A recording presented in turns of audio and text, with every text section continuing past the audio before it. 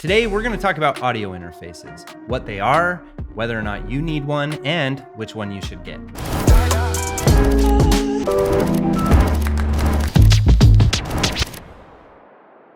Hey, welcome to the Pod Sound School. I'm Studio Steve. Here on our channel, we are obsessed with content creation and specifically with audio production. So this is one of many videos in a series of audio production basics. You can find all the other audio production basics videos by checking this playlist right here. There's a lot of videos in there where I answer questions, just like this one, to help you get going with your audio production. I'm an audio engineer by trade. I've worked in studios. I did a lot of music production and film production, and now I'm a big-time podcast nerd. So when you compare music production or film production to podcast production, the audio production isn't nearly as complicated. Mostly that's because we are just recording our voices. So in this video, I'm really going to talk about whether or not you need an audio interface for podcasts or for making videos on YouTube. And we're not going to look into whether you need an audio interface for music production or film production, because that's a totally different thing. So I'm going to separate this video into three simple parts. The first one will be what an audio interface is, then whether or not you need one, and if you decide you do need one, we'll finish the video talking about my top 3 suggestions for audio interfaces for you. So let's get right to it, but before we do, don't forget to give me a thumbs up on this video and subscribe to our channel. That tells YouTube that you want to be reminded when we post new videos every week. Okay, so first, what is an audio interface? These two little things here are pretty common audio interfaces nowadays. So there are a lot of different kinds of audio interfaces, and they are pretty complex as far as all of the components that are inside the audio interface and what the audio interface is actually doing. But every audio interface nowadays is really easy to use, really easy to understand, simple to plug into your computer and get going right off the bat. The main purpose of an audio interface, what it does, is it allows you to plug things into it and record them on your computer. Most specifically, plug in a microphone into it, but you can also plug in instruments to it, like a guitar or a keyboard or a bass guitar, anything you can plug into it in the front of the audio interface. Now, like I mentioned, there's different types of audio interfaces, and one of the big differences you'll find in audio interfaces is how many inputs the audio interface has. This one right here, which is the Focusrite Scarlett 2i2, has 2 inputs. These input jacks that you see are actually combo input jacks, which means they'll allow you to plug in an XLR cable. That's the kind of cable that a microphone uses. It's an XLR microphone and it uses an XLR cable, so it allows you to plug that in, but then it also allows you to plug in an instrument cable or a 1/4-inch cable into the front of it here.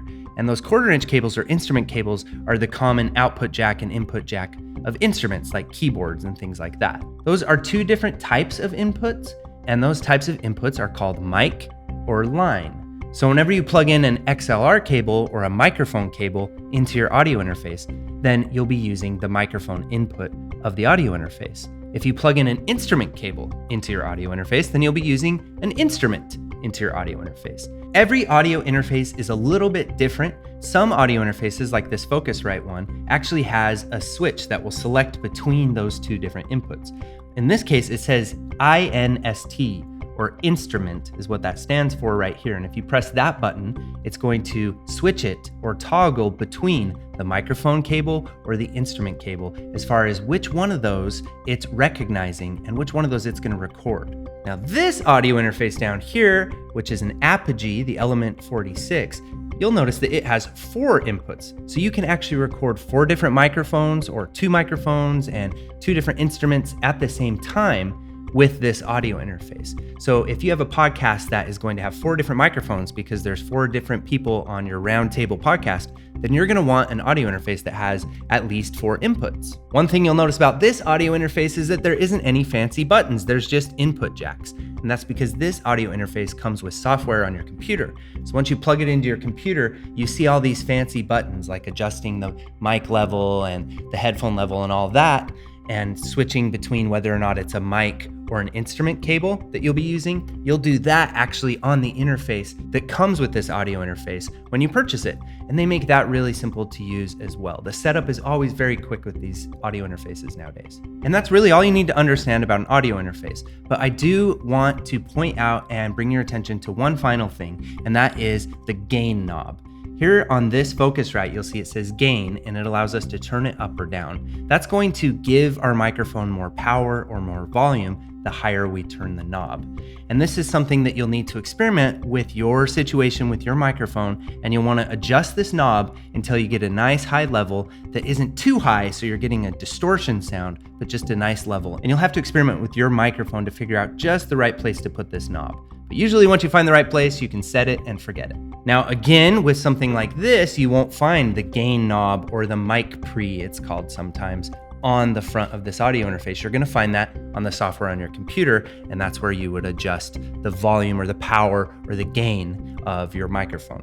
Okay, and so before we get to the second part of this video, I also wanna mention the other big thing that an audio interface does. An audio interface doesn't only allow you to record things onto your computer, but it also allows you to play audio back from your computer. So you can plug in headphones and listen to recordings that you've made on your computer. You can even listen to YouTube from your computer, and it will send it through your audio interface to the headphones. Or if you want to get really fancy, in the back of audio interfaces, you'll see that you have what's called a line output, and see how these are the TRS or the 1/4 inch jacks in the back of this.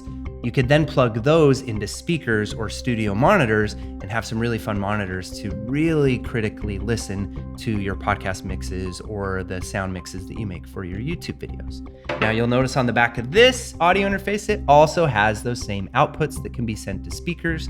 And on the front of this one, it has 2 outputs with a little headphone icon. And that's so that you can have 2 different headphones.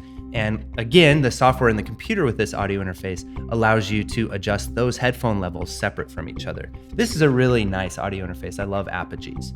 And that's really all you need to know about an audio interface. But before we move on to whether or not you need one for your purposes, I want to get a little more technical about what exactly an audio interface is doing and talk about some of the components inside of the audio interface. If that bores you or you just want to get right to the next question, the next part of the video, you can find the timestamp below. So let's talk about the main components inside an audio interface and actually how it does what it does. So the first component that is inside every audio interface, and it's actually just a little computer chip looking thing nowadays, is what's called a preamp. And the preamp is directly related to this part right here, this gain knob.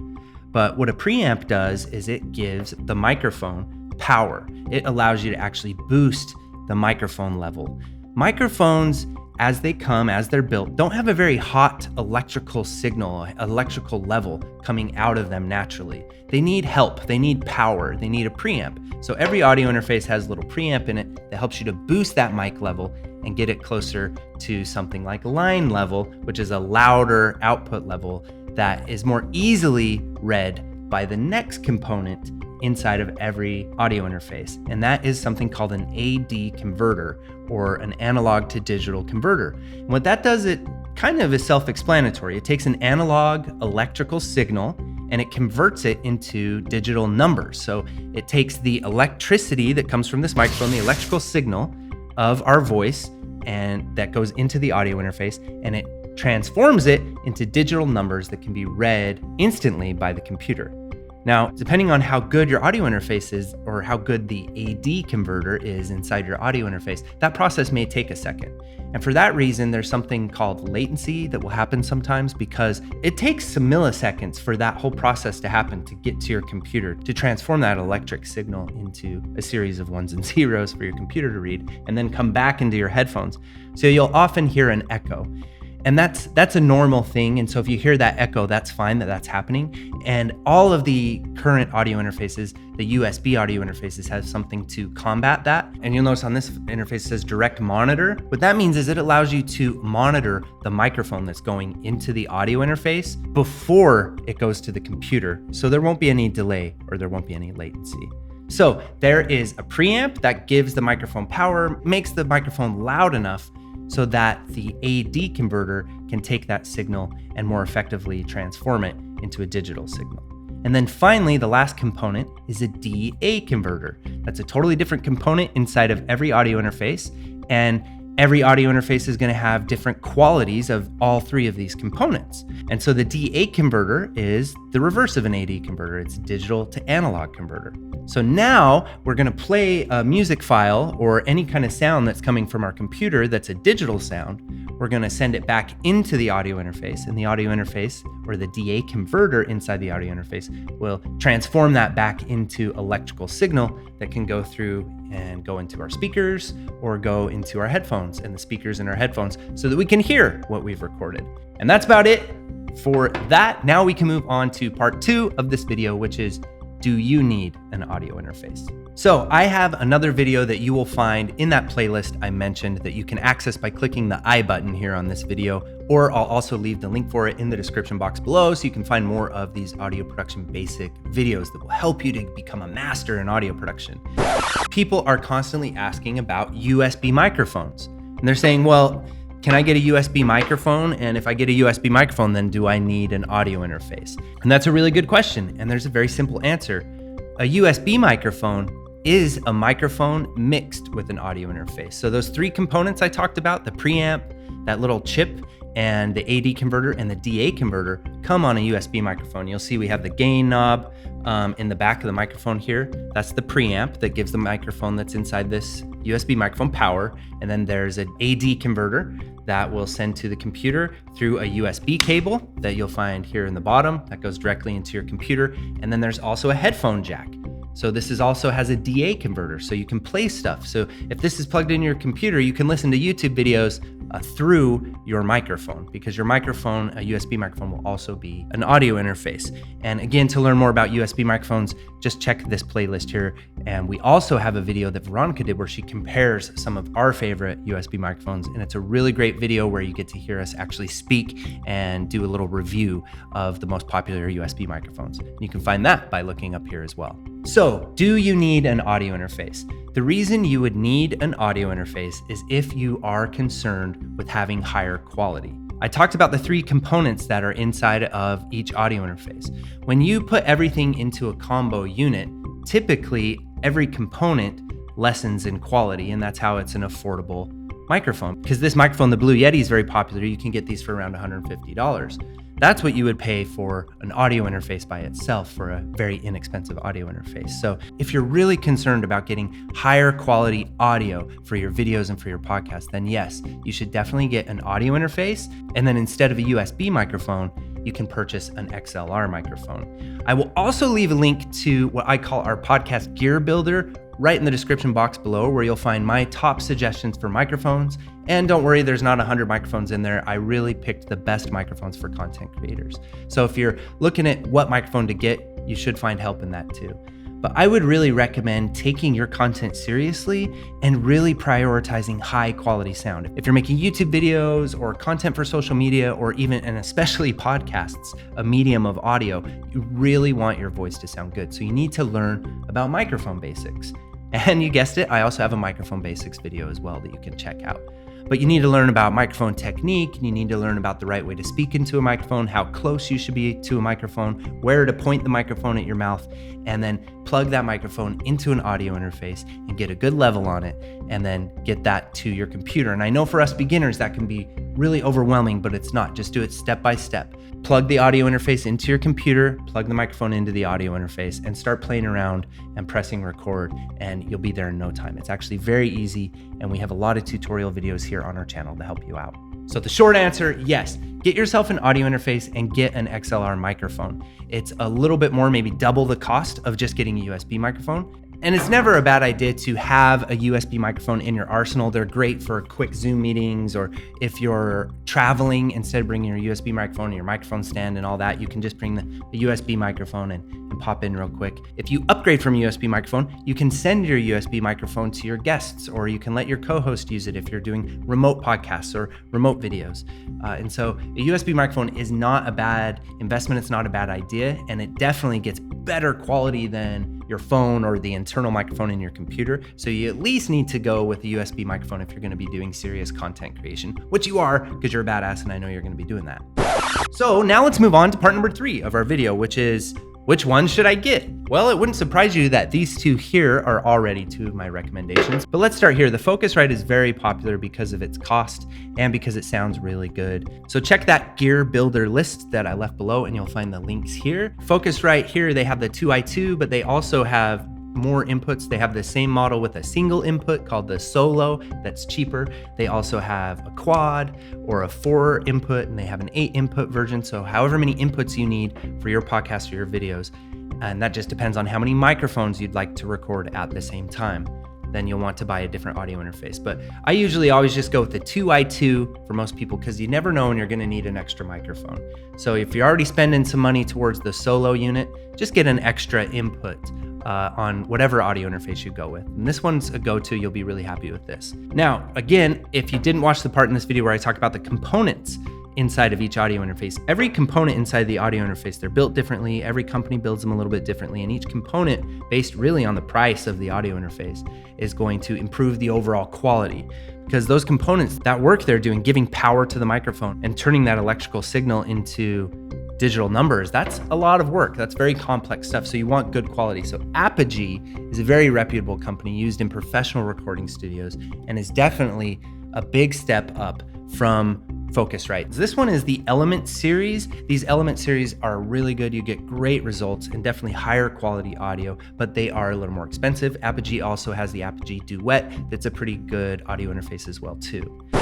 And the last suggestion on my list for serious content creators, serious podcasters, and YouTube creators is to go with the Universal Audio. I love Universal Audio. They are also used in professional recording studios, and they have now started to make products for prosumers, professional consumers. So they are, again, a step up from the Focusrite series preamps that I recommended first. And I really like the Universal Audio Apollo Twin. It is an $800 price tag, but it is well worth it. You get really good sounds from the preamp, and the AD converters inside of that unit are also really pristine and clean. So you'll be in really good hands with any of those suggestions.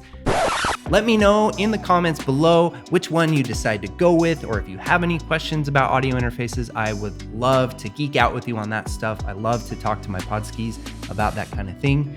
Also, please give me a thumbs up on this video if you found it useful. And don't forget to check the playlist over here where you will find more audio basics. And I'm continually adding videos to that playlist for you. And I'm trying to cancel out the overwhelm, to cut through the BS, and just give you all the information you need to know to be an audio professional with your content. Because even in video content like YouTube, audio is like 50% or more, I would argue, but I'm an audio guy, of what we see. It's really important to prioritize high quality audio because it really gives your audience a great experience. And that's it for me today. I love you a lot, my pod doggy, and I wish you all the success with your content. Don't be a stranger and come check up on us with future videos and give us your ideas and your feedback. We would love any ideas you have about making videos. We love that kind of stuff. So we'll catch you on the flip side, pod doggy. And don't forget to check all of our other videos here. And don't forget to check the other, let's see, how do I? Oh yeah. Oh wait.